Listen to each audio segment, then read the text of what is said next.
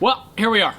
Most of you guys have probably seen the Good video by now. Hopefully you have. If you haven't, please go check that out. We played the Dunes course at beautiful Diamante over in Cabo in Mexico recently. And yeah, I made a hole-in-one on a par 4 again.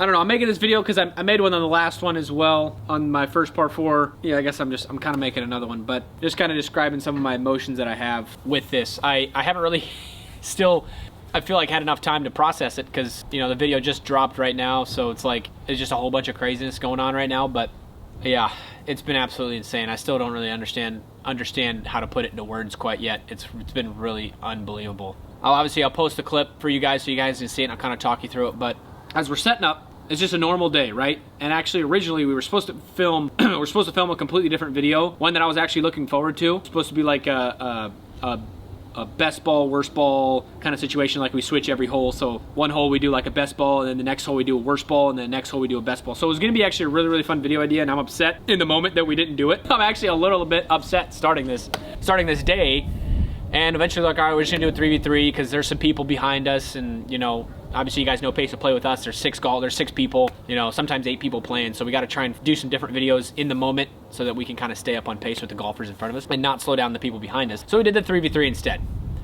And as we start moving through the 3v3, I'm playing terrible. As you guys can see, my first shot of the day was a 4-iron into the green. I didn't hit the tee shot, and I pulled it way left into the gunge. Okay, so I pulled it way left. That's my first shot of the day. 20-yard left of the green pull hook. Okay, great start. Then I proceed to take whose ball did we take? Bubby or Brad's. We hit it on the green. So like I set up to hit my eagle putt, and it's terrible. I mean, I hit such a terrible putt. I blew it by like 8 feet. So I'm like, all right, great start for the day for me. Then we get to the next hole, and they hit an absolute beautiful bomb down the middle once again. And I hit a wedge shot, and I pulled it way left, like, you know, another like 5, 6, 7, 8 yards left of the pin. And I got this weird, crazy putt. And then I hit the next putt for birdie, miss it, they make it. And then I finally get to the par 3, and I hit my 9-iron. I was short of the green, and I hit the putt and missed it. So it's like this day is going absolutely awful. It's like you haven't used one of my shots. We're still 3 under par at this point. Then we make give me a second. Got the official scorecard. Then we get to the 4th hole. Now this is when things start to change a little bit for me, because the 4th hole is actually a drivable par 4. Playing at 358. I think it played down a little bit, maybe only played like 350, but it's kind of funny how this was foreshadowing what was going to later happen this day, which nobody in the group knew. 358, Garrett and them, they're in front of us, right? So they all hit. We've been waiting on people already for like 15 minutes. It's been a brutal day so far. So they go ahead and hit. And again, like I'm the weak link of the group as far as in good right now. Like I'm the weak link. I'm just very inconsistent, and I don't hit the ball very far anymore, you know, because I've had to dial back my swing, unfortunately. So like I just kind of been the weaker link off the tee, especially because, you know, I hit a bomb down the middle of the fairway. Somebody else has got to hit because they can go, you know, 10, 15 yards past mine. So we're setting up to this drivable par 4. Brad and Bubby both go, and they both went left. Bubby kind of pulled something on this hole.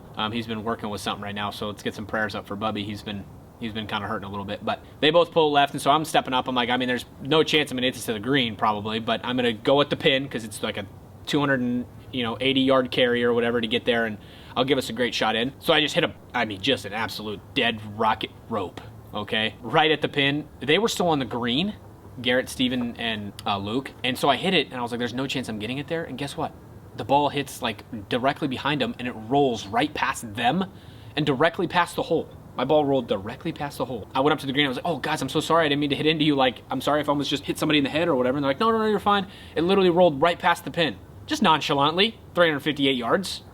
Nonchalantly almost made it, Matt, and I put it to 20 feet for eagle. And then I go ahead and guess what? Hit the putt, and I blew it, 8 feet by. You guys saw it, right? It was disastrous, my putting. So then we move on. We make birdie on that hole. So now we're 4 under through 4. So it's shaping up to be a 9 under through 9 under kind of day. The next par 3, and we sucked. I mean, I hit an absolute, this is when, for some reason, I start changing a little bit. My iron shots, my drivers, everything's working out to be beautiful. I hit a beautiful shot into there. We took my shot. Of course, we all 3 missed the putt. So we end up making par. And then we get to the beautiful hole number 6. Pretty basic par 4, or par 5. Pretty basic par 5. I don't think we took one of my, oh yeah, we did take my shot, long of the green. And then I actually was able to make a crazy birdie putt on that hole. If you guys remember, that was a crazy birdie on my part. I don't even know what happened, right? Thank goodness Bubby hit like a decent shot on the green because me and Brad, but I made a crazy putt. So then all of a sudden I'm like, oh, my putting's great again. So that was going on for me. And then we get to the next hole, hole number 7, one of the coolest holes out there at Diamante, if I'm being honest. It was a 300-yard par 3, 292 yards. It was actually a really, really fun par 3, down, elevated. You could play it, 3 wood, driver if you need to, 2 iron if it's downwind.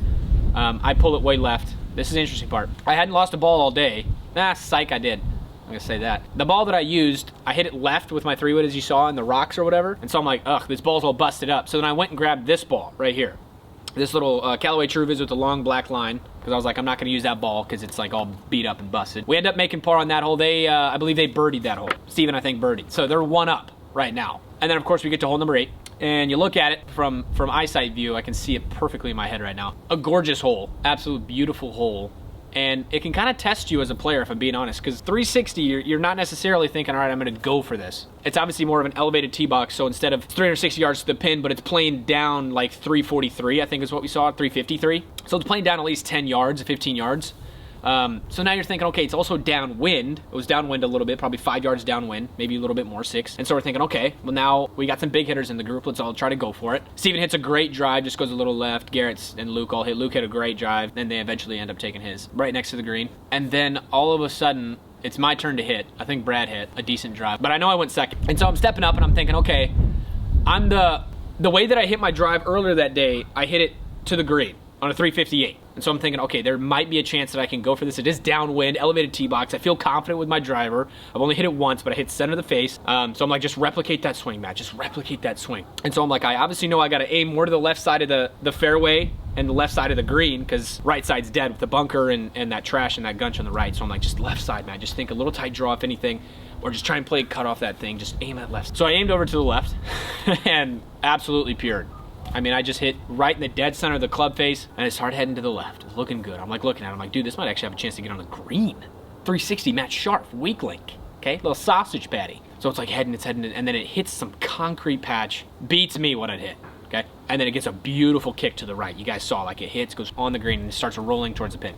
Now, obviously, when I hit it, I'm like, all right. I didn't say, okay, well, that's another one for me. No chance. I was like, I'm just happy that I hit it on the green, knowing that we have to come back to try to beat them because we're 1 down. So we need to make eagle because they're probably going to make birdie. I'm like, just get this on the green, give us an eagle putt. And it's just rolling, guys. And what seems to be rolling for forever, right? Just doing one of these, just tracking towards the hole. Of course, we can't really see it and how perfectly on line with the pin it actually was. We couldn't see that. I couldn't see it. I could just see it rolling towards the pin. And then for a split second, probably last 2.5 feet, if that. Maybe a foot, and it disappears. And so I'm thinking, okay, it probably rolled out a little bit, probably got a 9-10 foot eagle putt. It was coming in with good pace, but it was also slowing down a little bit. It was a little bit uphill that side, and it started to slow down. Come on, baby, we got ourselves an eagle putt. This is how we come back. I'm super excited. Bubby hits a great shot, just short of the green. Out of all the long hitters, I was the only one to hit the green. So like, all right, let's turn the cameras on. I grab my phone, turning it on. Max is recording, Garrett and Steven are up ahead of me. And so we start trailing towards it, and I'm thinking, I'm like, oh man, if this goes in, like this is crazy. But I'm thinking also saying like, it's just gonna be a great shot, give us a chance an eagle. And you know, if this is the 3rd one, that'd be crazy. And then of course, lo and behold, Garrett and Steve drive up there, and I'm watching those two. I'm watching those two knuckleheads, because they've pulled some trash before. They're not gonna like put it in the hole or anything, but I'm thinking like, if my ball rolled in the bunker, they're gonna take it out of the bunker and set it on the green and be like, oh man, you hit such a great shot, you're 4 feet. And then they'd be like, yeah, you're actually in the bunker. And then we'll have a laugh and kumbaya. And I'm not seeing a ball anywhere on the green, and I'm not seeing a ball in the bunker when I'm driving up. So I'm like, and now at that moment, when I didn't see a ball in the bunker and I didn't see a ball on the green, is when I started to freak out. So now I'm freaking out a little bit, right? And of course, lo and behold, Garrett and Steve go up there and they're like, yeah, it's in the hole. And I'm looking at their faces and I'm like, these guys are not joking right now. And I had a millisecond to react, right? To get that great reaction instead of going, what, are you serious? Wait, what? I got a millisecond to react, oh my goodness, it's in the hole. And so I'm running up and I'm like, I'm kind of like getting super high. My heart rate just went like, it was like a steady, cool little rise and then, pew, right, rocket ship up. And so then lo and behold, I go and check it out, my ball's in the hole. I didn't really have time to process it at all in the moment, because I'm still like in the moment trying to figure out what just happened. 360 yard, par 4. I'm the shortest hitter in the group. I've had so many back problems. I've had to slow down my swing. There's just no chance that I got this to the green. And so I'm like freaking out that I just don't know how to process it. I'm like freaking out. All the other guys are freaking out. They literally cannot believe it. And then they hit me with a stat that I might be the only golfer in history that has ever had 2 hole-in-ones on a par 4 and had them recorded. So like that's starting to hit me a little bit, and I'm like, wow, that's absolutely insane. Unfortunately, I wasn't able to make it with a good ball. I really wish I was. Like I said, I had to switch my ball out because it had so much crap on it. I don't remember. I think I was playing a good ball, or I don't really remember. But I was running low on my good balls. I think I only had like 2 left, and I had more in the house. I didn't bring all my balls that day. They were back at the house that we were staying at. So I was like, oh crap. So I just picked up one of these just so I didn't lose a good ball again, because I love losing balls. I mean, I don't know. This one feels different though. I'll say that. It feels a lot different than the first one. Maybe because there's just more history that's being put into it, like the fact that it's 360 yards. I made a hole-in-one with a driver, one of my most inconsistent clubs in my bag, and it's 360 yards. Like, who? I mean, you know, 285, 283, the one that I did the first one. Okay, that's doable. A lot of people can hit the green from 283 yards, right? 360, and so it was just like insane to see my ball even hit the green, let alone go in the hole. So, absolute insane. And obviously, you guys know I've been on the spiritual journey for quite a while now. And it's been absolutely beautiful to see just my Lord and Savior, Jesus Christ. Obviously, you guys know how much he's been helping me in my life. And without him, none of this would be possible. There's a reason I put John 3:16 in my hat, Romans 8:31 that day. If God is for us, who can be against us? I believe was the hat that I was wearing that day, my good hat. And it's just such a powerful quote, you know, like, if God is for us, who can be against us? And the answer is nobody. The answer is nobody. If you put your faith in Christ, nobody can be against you. And you're going to get a lot of hate. You're going to get a lot of people, you know, throwing crap your way and trying to catch you in your words and make you say some things that you don't truly mean and make you think about your faith and quite make you question everything. And it's just going to be one crazy ride. But if you're truly rooted in your faith and you put your faith in him, you will see your life change. And it has changed mine. You know, the golf aside, my life has changed in ways I can't even describe. Just like this golf hole, like this hole-in-one, I can't even describe it. I mean, he is the reason that went in.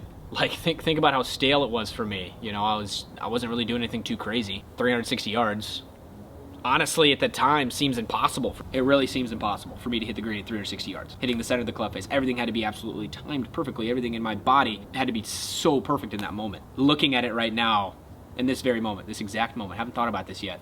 If God is for us, who can be against us? It's as simple as that. God so loved the world that he gave his one and only son. Those quotes, they hit a little deeper now. They really, really do. It's honestly just emotional, just really thinking about it. And hopefully some of you guys have maybe going to start coming to your faith as well and start realizing that if you put all your faith and trust in God, he can make miracles happen. And he will do it regardless of your timing. You know, it's something that I listen to and read about a lot in church who cares about your timing? No, he doesn't care. He is one person that truly does not care. His agenda does not have to fit yours. Your agenda needs to fit his. And I think that can be a very tough thing for us. And one of the quotes that's actually coming to mind right now is a lot of people will say, "Oh, Matt, you know, I'm praying and I'm doing all these things and I'm not hearing God. He doesn't talk to me. He doesn't, you know, he shuts me out and I'm such a sinner that I don't even know where to begin." Just know that the teacher is silent during the tests. Doesn't mean that the teacher's not there. Doesn't mean that the teacher's not walking around. That's what this moment kind of felt for me. It felt like I've been praying, I've been doing everything you asked, God. I've been trying my best. I wasn't praying for a hole-in-one to happen again. It's not like, all right, dear Lord, I'm going to pray every day from now until, you know, whenever it happens, then I'm going to get a hole-in-one. That's not what I was praying for. You're number 5 on trending. Oh, yeah. Thank you, honey. Yeah. It was nothing like that. It was more so just like, I'm going to do your agenda. I'm going to humble myself before you and say that my plans for my life are irrelevant. It's what are your plans for me in my life? What do you want me to do? How do you want me to live? I simply just started doing that, and my life started changing. My back has felt great ever since. I don't have any more sciatic pain. I don't really have any more back pain. I'm continuously stretching now. I'm continuously going to the chiropractor and having him adjust me in the right places. I'm doing the decompression machine, and I'm taking the right steps to help heal my body. The best way to heal yourself, in my opinion, is through prayer, because God will heal you. In Matthew, it says, if you ask, it will be given to you. If you seek, you will find. That to me is very clear now. It's very, very clear now. That doesn't mean that you're just going to pray and ask for everything that you want and it's just going to be given to you. God could do that for you. He really could. God could do that for you. But don't go in with the expectation of, okay, I'm praying now, God, I'm doing what you say, so now I get everything in my life. No.